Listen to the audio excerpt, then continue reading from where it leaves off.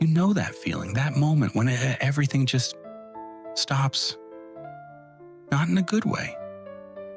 Not that peaceful, quiet kind of stillness. I mean, the kind where your stomach drops, your chest gets tight, and your brain is just spinning, trying to figure out what went wrong. Maybe someone walked away. Maybe you got that rejection email. Maybe the person you thought really saw you just suddenly didn't anymore. And right there, in that moment, something in you whispered the cruelest thing it could have said. You weren't enough. And the scary part? You believed it. But what if that voice was lying to you? What if everything you've been calling rejection, every door that slammed in your face, every person who left, every time you heard the word no, what if none of that was actually about your worth? What if it was about something else entirely? Because here's the thing, most people never figure out. Rejection isn't just something that happens to you, it's something that's trying to happen for you. And by the time we're done here, I genuinely think you're going to look at your past differently, like actually differently. Welcome to the Inner Path for You, a place where psychology, wisdom, and self-discovery come together. Today, we're exploring one of the most misunderstood experiences in human life, rejection. Why it hurts so deeply, why it shapes the way we see ourselves, and how the very thing that once broke your heart may have been guiding you toward the person you were always meant to become. Let's just be real for a second. Rejection hurts. And I don't mean that in some soft, vague way. I mean it physically hurts. Scientists have actually looked at brain scans and found that when a person gets rejected, the same parts of the brain light up when you break your arm or burn your hand. Same regions, same signals. Your brain doesn't know the difference between physical pain and the pain of being left out or let go. It treats both like a threat, like danger. And there's actually a reason for that, going all the way back to how humans survived thousands of years ago. Back then, getting kicked out of your group wasn't just embarrassing, it literally meant you might not make it. No shelter, no food, no protection. Rejection back then was a death sentence. So your nervous system got wired over thousands of years to treat rejection like an emergency, like something you needed to fight off or run from just to stay alive. But here's what most people don't realize. That wiring is ancient, and you're not living in that world anymore. Nobody's casting you out into the wilderness. You're not going to freeze to death because someone didn't text you back. But your body still reacts like you might. So yeah, the pain is real. It's legitimate. Your body isn't overreacting. But the story you attach to that pain, the meaning you make out of it, that part isn't automatic. That part is a choice. And choices can change. I want you to think back. Not to a small disappointment, I mean the real one. The rejection that actually broke something open in you. The one you still think about sometimes when it's quiet. For most people, if you trace that feeling all the way back, it didn't start in adulthood. It started way earlier. Maybe it was a parent who was always too busy, too checked out, too caught up in their own stuff to really be there. Maybe it was a teacher who made you feel stupid in front of everybody. Maybe it was a group of kids at school who just decided one day that you weren't cool enough to sit with them. And here's the thing about being a kid, you don't have the life experience yet to say, okay, that's their issue. That's about them. You're little. You're trying to make sense of the world. So what do? You do what every kid does. You make it about you. You tell yourself, there must be something wrong with me. I must be too much or not enough or just different in a bad way. And those beliefs stick. They go underground. But they don't go away. They just quietly follow you into every relationship, every job interview, every new friendship you try to build as an adult.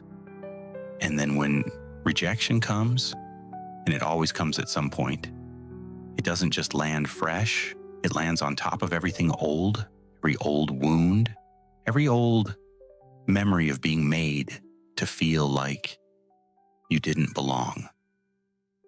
That's why one person leaving can feel like the end of the world. You're not just reacting to today, you're reacting to your whole life. But now here's where it starts to shift, because this is where things get genuinely interesting. Every single person who has ever rejected you was coming from somewhere.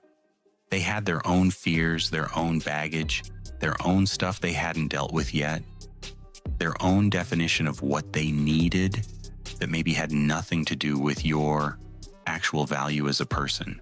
When someone rejects you, they're not issuing a final verdict on who you are.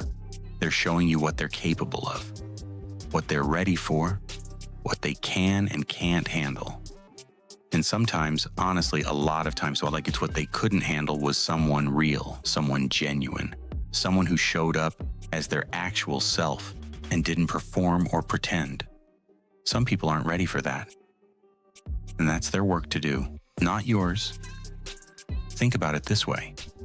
Some of the most valuable things in the world sat completely unrecognized for years, passed over, overlooked. Not because they weren't extraordinary, but because the right person hadn't come along yet. The person with the eyes to actually see it. You were not rejected because you were lacking something. In a lot of cases, you were rejected because the person in front of you didn't yet have what it took to receive what you were offering. Now, this next part, I really want you to sit with, because this is where a lot of people get stuck without even realizing it. When rejection happens and we immediately take it personally, something starts to happen underneath the surface. We start shrinking, quietly, slowly. We start cutting off the edges of ourselves that feel too risky to show. We become a little more guarded, a little less open. We sand down the parts of us that felt like they caused the rejection in the first place. And the cruel irony? The more you shrink, trying to become acceptable, the further you move from the version of yourself that was actually magnetic.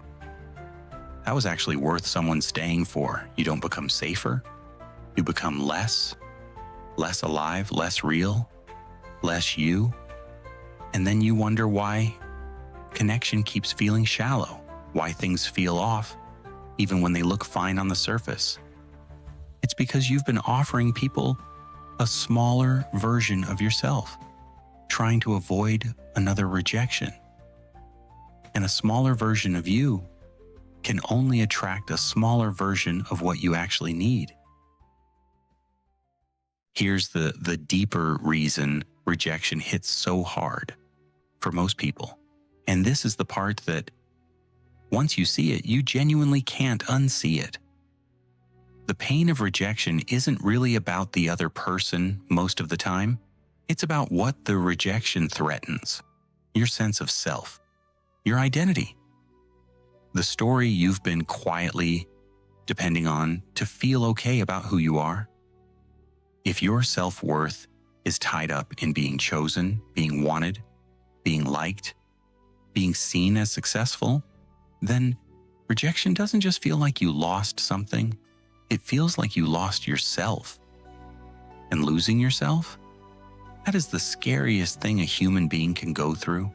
That's why some people get really angry after rejection, not because they're dramatic, but because anger is a shield. It keeps the real pain, that raw, vulnerable, maybe I'm not enough feeling, at a safe distance. And that's why other people completely shut down and disappear into themselves. Not weakness, protection. When the self feels fragile, sometimes disappearing feels like the only way to survive. But here's what changes everything. What if you built your sense of self on something that rejection can't touch? What if the truest version of you existed at a level that didn't need external confirmation to stay standing? The people who actually come out of rejection stronger, not just pretending to be stronger, actually stronger, aren't the ones who stopped feeling. They're the ones who found something solid inside themselves that the loss couldn't collapse. A center that held even when everything around it was falling apart. And here's the honest truth. You don't find that center when life is comfortable. You find it when everything comfortable has been taken away.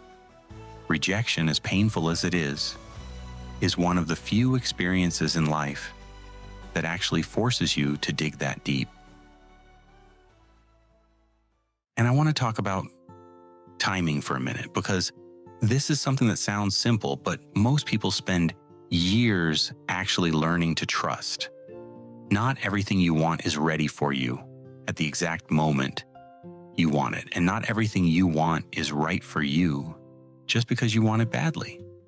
Deep desire and genuine readiness are two completely different things.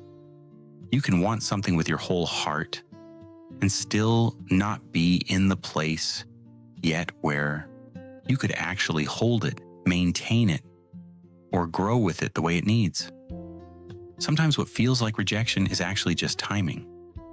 Life pumping the brakes, not to punish you, but to build something in you that isn't quite there yet. Patience, self-awareness, a clearer sense of what you actually need versus what you think you want. The emotional tools to handle what's coming. Think about the job you really wanted and didn't get. And then a year later, you stumbled into something that actually fit who you were.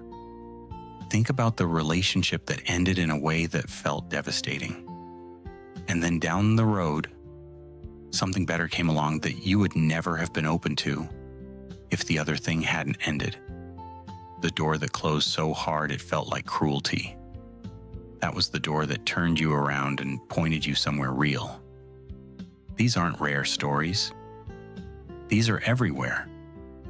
People just don't talk about them until they're on the other side. And there's one more thing. Maybe the most important thing of all. Let them go. The people who rejected you, the situations that didn't work out, let them go. Not because you're pretending it didn't hurt, not because you're acting like it was fine, but because holding on to that resentment is genuinely costing you something. Every day you spend reliving that rejection, replaying it, building a case against the person who hurt you, that's energy. Real energy. And it's all flowing backward into something that's already over. They've moved on. In most cases, they're not sitting somewhere thinking about what they did to you. They're just living their life, carrying their own stuff, dealing with their own lessons. And meanwhile, you're still standing in a doorway that closed a long time ago with your back to everything that's waiting for you. Forgiveness isn't soft. It's not a performance. It's not pretending the pain was small. Forgiveness is just deciding that what happened back there doesn't get to run what happens from here. It's taking your own power back. That's it. That's all it is. So let's bring this home. That moment we started with. The quiet, the hollow chest, the feeling of not being enough. I want you to hear this clearly. You were not rejected because you were unworthy. You were rejected because life has this strange, sometimes brutal, ultimately brilliant way of protecting you from what looks right but isn't, of clearing out what feels comfortable but is quietly keeping you stuck, of emptying your hands, even when that emptying hurts. so that eventually something real can be placed in them. Every rejection you survived built something in you. Every time you sat with that pain instead of running from it, you got more solid inside. Every time you chose to keep going even when it felt pointless, you were writing a different story than the one rejection tried to write for you. The wound is real. I'm not dismissing that. But inside that wound is a question worth living with. Not, why didn't they want me? That question keeps you small. The real question is this: who are you becoming because they didn't? Answer that honestly. Live that answer with everything you have, and I promise you, the rejection that once felt like the end of your story will one day look like the exact moment it actually began. If this message resonated with you, take a moment today to reflect on a simple question. What rejection in your life might actually be preparing you for something greater? Sometimes the doors that close aren't meant to punish us. They're meant to redirect us, and often the opportunities we're meant for can only arrive after we've released the ones that were never truly ours. If you enjoyed this journey of reflection, subscribe to The Inner Path for You for more insights on psychology, human behavior, emotional healing, and personal growth. And remember, your worth was never determined by who chose you. Your worth begins with recognizing who you are. Until next time, stay grounded, stay aware, and keep walking your inner path.